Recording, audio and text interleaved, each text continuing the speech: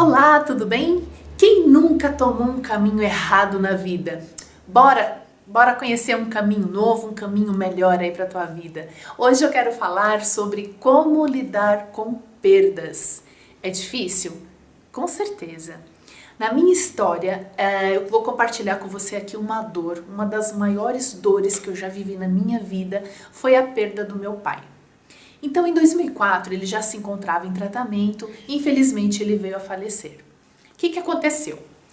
Além de eu ter que lidar com a perda do meu pai, a minha mãe era vítima de AVC. Então, eu acolhi a minha mãe, eu passei a cuidar da minha mãe. Mas veja bem, eu sou filha única. Na época, eu recebi ajuda de amigos, dos meus primos e dos meus tios, mas a responsabilidade estava toda sobre mim. E eu tive que ressignificar essa perda de uma maneira muito rápida, porque eu tinha apenas duas alternativas, ou encarava ou encarava. E eu não era do tipo de pessoa assim, por exemplo, tristonha o tempo todo, né? Na verdade, foi uma das perdas mais tristes que eu já sofri na minha vida, mas eu tinha duas filhas, né? Então, além de eu assumir a responsabilidade de cuidar da minha mãe, as minhas filhas eram pequenas. E outro detalhe, eu tinha acabado de me divorciar. Então, na minha casa, eu tive que reconstruir uma nova família.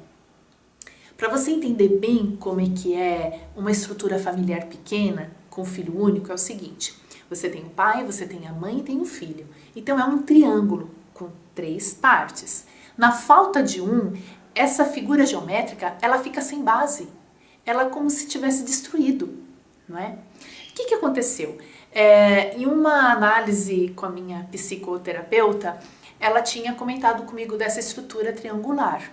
Mas assim que meu pai faleceu, eu estava divorciada, eu e as minhas filhas acolhemos a minha mãe para morar com a gente de novo. Então ficamos em 4. Daí a figura geométrica voltou a ter uma estrutura mais sólida. Isso é que me deu força. Essa explicação da figura geométrica, ela me fez enxergar assim com muita esperança que a vida não para. A vida continua. Eu tinha responsabilidade, sim. Era um momento difícil, sim. Era um momento doloroso? Poxa, muito doloroso. Mas as minhas filhas eram muito pequenas. E além de observar essa estrutura geométrica com uma base mais sólida, novamente com a minha nova casa, com a minha nova família, a minha mãe, ela acordava, mesmo necessitando e dependendo muito da minha ajuda, ela sempre acordava com um sorriso no rosto. E aquilo me animava a cada dia. Olha só, ela ficou com uma sequela do lado esquerdo, então o braço dela não movimentava e nem a perna esquerda.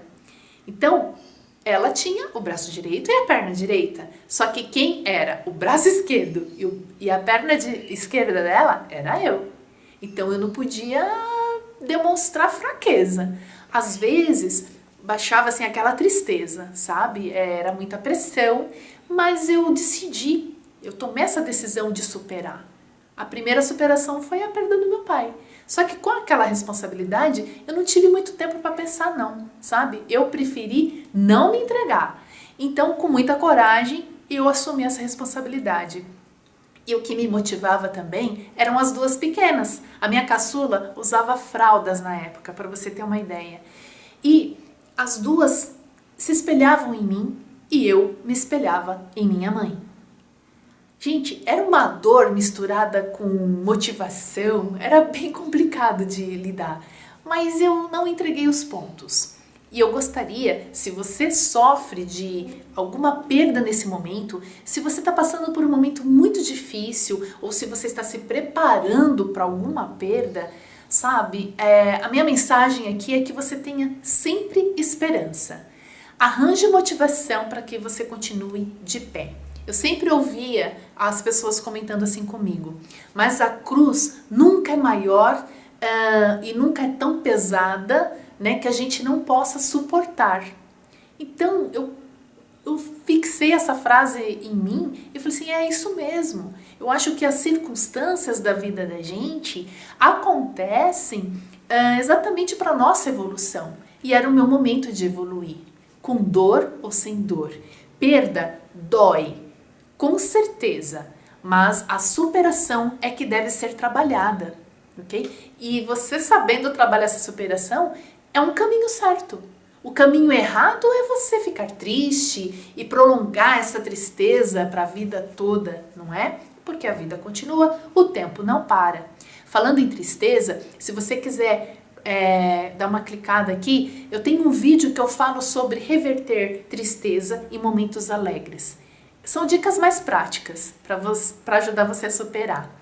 E momentos alegres nós temos, eu já falei em outros vídeos que nós temos que celebrar, e essas tristezas elas devem ser vividas como o luto, não é?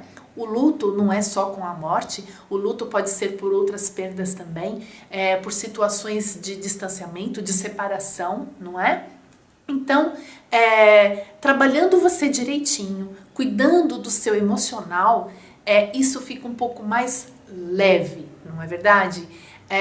Temos que ter esse cuidado conosco mesmo, constantemente, não é? A vida é um ciclo, não é?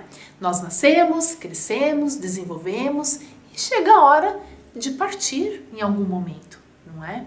Se você já sofreu alguma perda e você está com uma dificuldade aí de superar, entre em contato comigo, quem sabe eu possa te ajudar. No meu livro Aprendizados, eu não toco nesse assunto de uma maneira assim tristonha, mas eu dou umas dicas de como é que eu superei mais rápido este tipo de perda e outras situações que eu vivenciei, ok?